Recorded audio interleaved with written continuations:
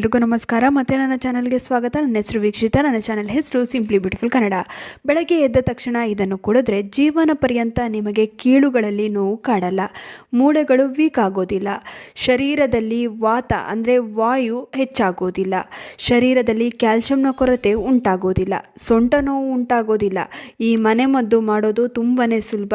ಹೇಗೆ ಈ ಮನೆಮದ್ದು ತಯಾರಿಸೋದು, ಹೇಗೆ ಇದನ್ನು ಕುಡಿಬೇಕು, ಇದರಿಂದ ದೊರೆಯುವ ಲಾಭಗಳೇನು ತಿಳಿಯೋಣ ಬನ್ನಿ.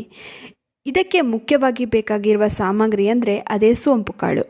ಸೋಂಪು ಕಾಳಿನ ಬಗ್ಗೆ ನಿಮಗೆಲ್ಲರಿಗೂ ತಿಳಿದೇ ಇದೆ. ಇದರ ಬಗ್ಗೆ ಎಷ್ಟು ಹೇಳಿದ್ರೂ ಕಡಿಮೆನೇ. ಇದು ಜೀರ್ಣಕ್ರಿಯೆಯನ್ನು ಹೆಚ್ಚಿಸುತ್ತದೆ, ರೋಗ ನಿರೋಧಕ ಶಕ್ತಿಯನ್ನು ಹೆಚ್ಚು ಮಾಡುತ್ತದೆ. ಸೋಂಪು ಕಾಳು ಮೆಟಬಾಲಿಸಮನ್ನು ಹೆಚ್ಚಿಸುತ್ತದೆ. ಸೋಂಪು ಕಾಳಿನ ಸೇವನೆಯಿಂದ ಮೂಳೆಗಳಲ್ಲಿ ಕಂಡುಬರುವ ವಾತದ ಸಮಸ್ಯೆಯು ದೂರವಾಗುತ್ತದೆ.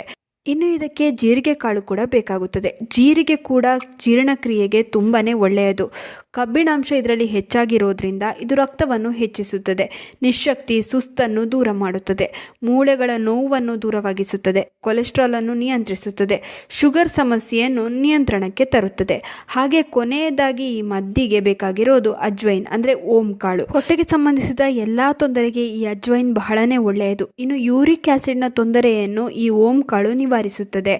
ನಮಗೆ ಈ 3 ವಸ್ತುಗಳು ಈ ಮನೆಮದ್ದು ತಯಾರಿಸೋದಕ್ಕೆ ಬೇಕಾಗುತ್ತದೆ. ಒಂದು ಬಾಣಲಿಗೆ 1 ಚಮಚ ಸೋಂಪು ಕಾಳು, 1 ಚಮಚ ಜೀರಿಗೆ, 1 ಚಮಚದಷ್ಟು ಓಂ ಕಾಳನ್ನ ಹಾಕಿ ಚೆನ್ನಾಗಿ ಡ್ರೈ ರೋಸ್ಟ್ ಮಾಡ್ಕೊಳ್ಳಿ. 2 ರಿಂದ 3 ನಿಮಿಷ ಚೆನ್ನಾಗಿ ಹುರ್ಕೊಳ್ಳಿ. ನಂತರ ಇದನ್ನು ಪೌಡರ್ ಮಾಡ್ಕೊಳ್ಳಿ. ಈ ಪೌಡರನ್ನು ಒಂದು ಏರ್ಟೈಟ್ ಡಬ್ಬದಲ್ಲಿ ಹಾಕಿಡಿ. ಈ ಪೌಡರ್ನಿಂದ ದೊರೆಯುವಂಥ ಆರೋಗ್ಯ ಲಾಭ ಅಷ್ಟಿಷ್ಟಲ್ಲ. ಬೆಳಿಗ್ಗೆ ಎದ್ದ ತಕ್ಷಣ ಈ ಪೌಡರ್ನ ಅರ್ಧ ಚಮಚ ಪೌಡರನ್ನು ತೆಗೆದುಕೊಂಡು ಉಗುರು ಬೆಚ್ಚಗಿನ ನೀರಿಗೆ ಹಾಕಿ ಖಾಲಿ ಹೊಟ್ಟೆಗೆ ಕುಡಿಯಬೇಕು. ಹಾಗೆ ರಾತ್ರಿ ಮಲಗುವ ಮೊದಲು ಕೂಡ ಅರ್ಧ ಚಮಚ ಈ ಪುಡಿಯನ್ನು ನೀರಿಗೆ ಅಥವಾ ಹಾಲಿಗೆ ಬೇಕಾದರೂ ಹಾಕ್ಕೊಂಡು ಕುಡಿಬಹುದು. ದಿನದಲ್ಲಿ 2 ಬಾರಿ ಅರ್ಧ ಚಮಚದಷ್ಟು ಈ ಪುಡಿಯನ್ನು ನೀರಿಗೆ ಹಾಕಿ ಕುಡಿಯೋದ್ರಿಂದ ತುಂಬಾ ಲಾಭ ದೊರೆಯುತ್ತದೆ.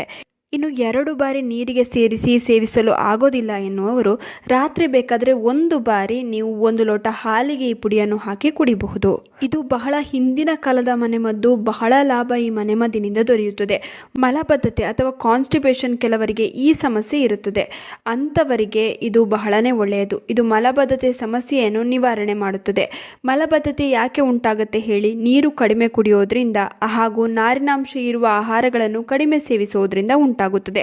ಜೀರ್ಣಕ್ರಿಯೆ ಚೆನ್ನಾಗಿ ಆಗದೇ ಇರುವುದರಿಂದ ಈ ಮಲಬದ್ಧತೆ ಉಂಟಾಗುತ್ತದೆ. ಈ ಮನೆಮದ್ದನ್ನು ಕುಡಿಯುವುದರಿಂದ ಮಲಬದ್ಧತೆ ಸಮಸ್ಯೆ ದೂರವಾಗುತ್ತದೆ.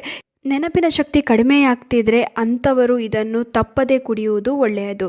ಇನ್ನು ಯಾರಿಗೆಲ್ಲ ಕೀಲು ನೋವು ಹಾಗೆ ಕೀಲುಗಳಲ್ಲಿ ಗ್ರೀಸ್ ಕಡಿಮೆಯಾಗಿದೆ ಅಂಥವರಿಗೆ ಇದು ಬಹಳನೇ ಒಳ್ಳೆಯದು. ನಿಮ್ಮ ಮೂಳೆಗಳು ಬಲಿಷ್ಠವಾಗಿರಬೇಕು ಅಂತಿದ್ರೆ ತಪ್ಪದೇ ದಿನದಲ್ಲಿ 2 ಬಾರಿ ಈ ಮನೆಮದ್ದನ್ನು ತೆಗೆದುಕೊಳ್ಳಿ. ಇವಾಗಂತೂ ಚಳಿಗಾಲ ಶುರುವಾಗಿದೆ.